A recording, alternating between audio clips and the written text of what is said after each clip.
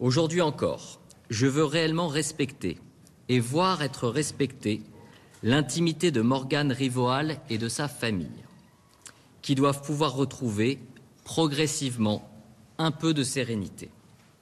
Ce point presse que nous souhaitons complet ne sera pas suivi de questions, notamment pour cette raison. Comme vous le savez, Morgane Rivoal, âgée de 13 ans, a quitté son domicile familial de Pabut lundi 25 novembre 2024, peu après 7 heures du matin. Une enquête pour disparition inquiétante, engageant des moyens exceptionnels de la gendarmerie nationale, a été immédiatement engagée sous la direction de mon parquet. Une semaine après la disparition, lundi 2 décembre 2024, je saisissais le juge d'instruction pour recherche des causes de la disparition de cette mineure. Ce magistrat confiait les investigations au directeur général de la gendarmerie nationale afin de permettre de mobiliser toutes les unités du pays. La direction de l'enquête était alors assurée par la section de recherche de Rennes, dont le chef, le colonel Martin, est à ma droite. D'intenses recherches se poursuivaient par les militaires de la gendarmerie, toujours au sein de notre département, le commandant du groupement des Côtes-d'Armor, le colonel Privat, étant à ma gauche. Avant-hier, lundi 9 décembre 2024, une femme âgée de 37 ans, demeurant la commune de Val-de-Livenne, en Gironde, se présentait à la gendarmerie de Montendre, en Charente-Maritime, pour expliquer qu'un jeune individu s'était présenté à son domicile dans la nuit du 7 au 8 décembre 2024, aux alentours de 2h30 du matin. Cet homme se tenait à l'extérieur du véhicule et une jeune fille se trouvait dans l'habitacle, éclairée par le plafonnier, à l'avant, côté passager. Le jeune homme demandait à parler à son fils âgé de 16 ans qui dormait. Sa mère refusait, sachant que le jeune homme semblait souhaiter laisser la jeune fille et repartir seul. Questionnant ensuite son fils, ce dernier indiquait à sa mère que cet individu était, en effet, une connaissance de Morgane Rivoal et de lui-même. Recherchant la fiche de disparition, sa mère réalisait que la jeune fille dans la voiture correspondait à Morgane Rivoal. Elle venait, naturellement, mais aussi heureusement, le signaler à la gendarmerie. En recoupant les informations liées aux réseaux sociaux et au contenu du téléphone du fils de la personne signalante, les enquêteurs de la section de recherche de Rennes identifiaient cet individu comme étant un homme âgé de 21 ans et demeurant en Ille-et-Vilaine. S'agissant de cet individu, l'étude de la facture détaillée de sa dernière ligne téléphonique permettait de faire ressortir des déclenchements dans le département de la Gironde, dans la nuit du 7 au 8 décembre 2024, et un déclenchement à Pabut, le 25 novembre 2024, à 6h48, c'est-à-dire commune de la disparition, et très peu de temps avant celle-ci. L'individu était localisé à Coutances, dans la Manche, plus exactement au foyer des jeunes travailleurs, ainsi que son véhicule de marque Citroën type C1, bleu foncé, correspondant aux descriptions de la personne signalante. Le magistrat instructeur informait hier matin le parquet de ces faits nouveaux. Par réquisitoire introductif, je l'ai donc immédiatement saisi de l'infraction criminelle d'enlèvement-séquestration non suivie de libération volontaire avant le 7e jour sur mineur de moins de 15 ans. Les gendarmes se rendaient dans la chambre occupée par le jeune homme pour y découvrir Morgane Rivoal, saine et sauve.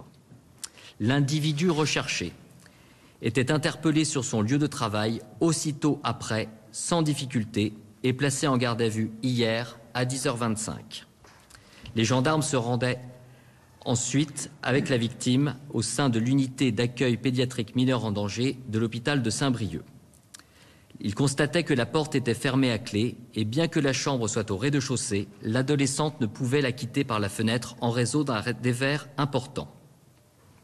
La victime était examinée par un médecin de l'Institut médico-légal de Rennes. Un examen cutané ne laissait apparaître aucune lésion, tout comme l'examen gynécologique. Aucune blessure n'était donc matérialisée sur elle. Des prélèvements ont été réalisés et seront exploités pour déterminer s'il y a eu ou non des relations intimes récentes. Entendue par 2 enquêteurs spécialisés, elle expliquait utiliser beaucoup les réseaux sociaux et converser sur des groupes Snapchat avec des personnes majeures. Il lui arrivait d'accepter des invitations sans connaître les personnes. Elle a développé un réseau important sur les réseaux sociaux. Cette utilisation est d'ailleurs source de fréquentes disputes avec ses parents. La semaine précédant les faits, Morgane explique s'être fortement disputée avec des amis du collège. Elle confirmait qu'une importante altercation avait éclaté avec ses parents qui lui reprochaient son usage excessif des réseaux sociaux et la diffusion de photos de nature à nuire à son image. Son père cassait volontairement, de colère, son téléphone portable en le jetant plusieurs fois contre le mur. Elle prenait alors la décision de partir. Elle supprimait tous ses comptes sur les réseaux sociaux le dimanche 24 novembre. À ce stade de l'enquête, je ne souhaite pas entrer dans le détail de ses déclarations concernant son arrivée au foyer des jeunes travailleurs de Coutances, dans la chambre de l'individu qui est actuellement en garde à vue. Elle va cependant indiquer qu'elle ne pouvait pas en sortir depuis 15 jours. Les volets restaient fermés pour ne pas qu'elle soit vue. Il lui avait laissé son lit et elle indique qu'ils n'ont pas eu de relation intime. Elle avait accès à l'ordinateur du garçon, lui permettant de se connecter sur Internet. Morgane aura vocation à être entendue à nouveau de façon complète et détaillée, mais elle a tout de même indiqué s'être disputée avec la personne interpellée qui lui aurait porté des coups sur la tête quand elle lui avait reproché de ne pas assez s'occuper d'elle et quand elle lui avait dit qu'elle avait faim. La personne gardée à vue a été entendue déjà à 3 reprises dans le cadre de sa garde à vue, prolongée ce matin et actuellement toujours en cours dans notre département. Son casier judiciaire ne porte trace que d'une condamnation pour un excès de vitesse commis en 2022. Il devait comparaître ce matin devant le tribunal correctionnel de Beauvais du chef de soustraction de mineurs s'agissant de faits commis le 8 avril 2024 au préjudice d'une mineure victime de l'Oise âgée de 14 ans à l'époque des faits. Le tribunal correctionnel de Beauvais n'a pas jugé ce dossier en l'absence du prévenu qui sera à nouveau convoqué devant cette juridiction. Contrairement à ce qui a pu être indiqué, il n'est pas inscrit au fichier des auteurs d'infractions sexuelles, le FIGEIS. Lors de sa première audition, il était notamment entendu sur sa personnalité. Il expliquait être originaire d'Ille-et-Vilaine et décrivait un parcours personnel et scolaire complexe, ayant été lui-même victime de faits qu'il qualifiait de harcèlement. Il expliquait avoir fait plusieurs tentatives de suicide et avoir été hospitalisé en soins psychiatriques pour cette raison. Après plusieurs expériences professionnelles encore assez courtes, il travaillait dans une bijouterie de Coutances depuis 1 mois et était logé dans le foyer des jeunes travailleurs de la ville. Il se disait utilisateur des réseaux sociaux et avoir, je cite, une vie sociale virtuelle composée de nombreux faux amis, je cite encore. Il avait lui-même pu souffrir de voir diffuser des photos de lui qui atteignaient son image. C'est à l'occasion de l'utilisation de ces réseaux, Reality dans le cas d'espèce, qu'il avait fait la connaissance d'une mineure de 14 ans qui lui avait demandé de venir la chercher au collège car elle ne se sentait pas bien. Il était interpellé en sa compagnie le 8 avril 2024 et était poursuivi, comme je l'indiquais, pour soustraction de mineurs devant le tribunal correctionnel de Beauvais. Il rencontrait Morgane Rivoal il y a 3 mois sur Snapchat dans un groupe nommé Groupe en Or, composé de majeurs et de mineurs, sachant que Morgane se présentait comme une jeune fille de 14 ans. Au cours de ces échanges, Morgane avait pu dire qu'elle avait été victime de harcèlement en faisant part de propos suicidaires et de photos de scarification. Il indiquait que Morgane la contactait dimanche 24 novembre pour lui dire qu'elle n'allait pas bien. Elle faisait part de l'altercation avec ses parents et lui demandait de venir la chercher le lendemain. Elle faisait part d'intentions suicidaires. Il partait à 5 heures du matin de chez sa mère pour arriver à Pabu peu après 7 heures, à l'adresse qu'elle lui aurait donnée. Ils ne s'étaient donc jamais physiquement rencontrés auparavant. Pensant mutuellement se reconnaître, elle montait dans sa voiture dont elle connaissait le modèle et elle lui demandait, selon lui toujours, de partir. Elle lui montrait un sac contenant des vêtements et lui faisait part de sa volonté de rester avec lui. Stressé par les situations, il décidait de rouler jusqu'à Coutances et la conduisait dans sa chambre du foyer des jeunes travailleurs, passant, a priori, par une issue de secours. Il mettait son ordinateur connecté à sa disposition. Lors de sa garde à vue, Il a affirmé à plusieurs reprises avoir proposé à Morgane de la raccompagner chez elle. Il disait, toujours selon ses déclarations, ne pas la retenir. Elle aurait refusé, disant se sentir, je cite, bien chez lui. S'il fermait la porte avec son unique jeu de clés en partant travailler, cette porte pouvait s'ouvrir de l'intérieur. Il affirmait lui avoir montré comment faire. Les vérifications faites sur ces portes ce matin permettent de confirmer qu'elles peuvent effectivement s'ouvrir de l'intérieur, un peu à l'image d'une porte de chambre d'hôtel.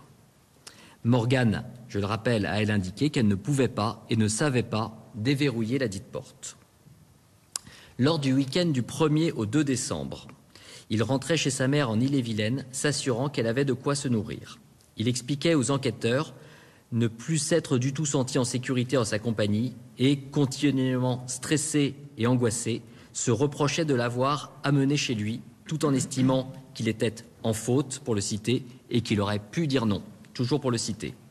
Il connaissait sa différence d'âge et de corpulence avec Morgane, qui n'avait pas d'argent sur elle, je le rappelle.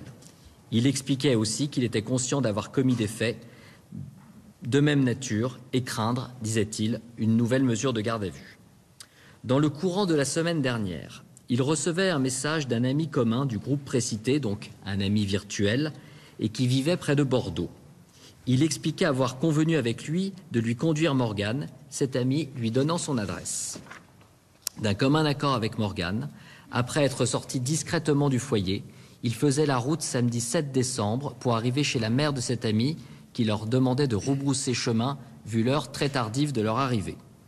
Morgane et lui revenaient donc à Coutances dimanche matin. Il conduisait Morgane à sa chambre du foyer pour repartir seul chez sa mère. La personne gardée à vue a toujours nié avoir eu des relations sexuelles ou intimes avec Morgane, qui, je le rappelle, dit la même chose. Il indique aussi n'avoir jamais échangé avec elle de photos dénudées de l'un ou de l'autre. Selon toute vraisemblance, le magistrat instructeur sollicitera la présentation devant elle demain matin de la personne gardée à vue. Je demanderai alors son placement en détention provisoire par le juge des libertés de la détention, afin, notamment, qu'il ne tente de se soustraire à l'action de la justice, qu'il ne fasse pas pression sur la victime, plus jeune que lui, je le rappelle, ou les témoins de cette enquête, et aussi pour prévenir le risque de réitération de sa part. Bien que présumé innocent, son implication dans des faits dans un mode opératoire très proche, au printemps dernier, peut en effet inquiéter quant à ce risque de réitération. Vous serez naturellement informé demain de l'issue de ces débats. Morgane Rivoal est actuellement hospitalisée. Elle est en sécurité. J'ai saisi ce matin la cellule de recueil des informations préoccupantes, la CRIP, de la Direction Enfance et Famille du département pour réaliser en urgence une évaluation sociale de la situation et permettre à la justice de prendre à l'issue les mesures de protection utiles. Je tiens ce soir aussi à réellement saluer la mobilisation des gendarmes de notre département, mais également de la section de recherche de Rennes, sans oublier les unités spécialisées de recherche criminelle et celles qui ont pu, parfois, lever des doutes, mais aussi permettre, lundi dernier, la localisation de Morgane et de la personne qui était avec elle. L'enquête va se poursuivre sous l'autorité du magistrat instructeur pour permettre la manifestation de la vérité, c'est-à-dire connaître le déroulement exact des faits et déterminer si Morgane était retenue ou non contre sa volonté. Cette information judiciaire permettra de préciser les responsabilités pénales de celui ou de ceux qui devront en répondre devant la juridiction de jugement.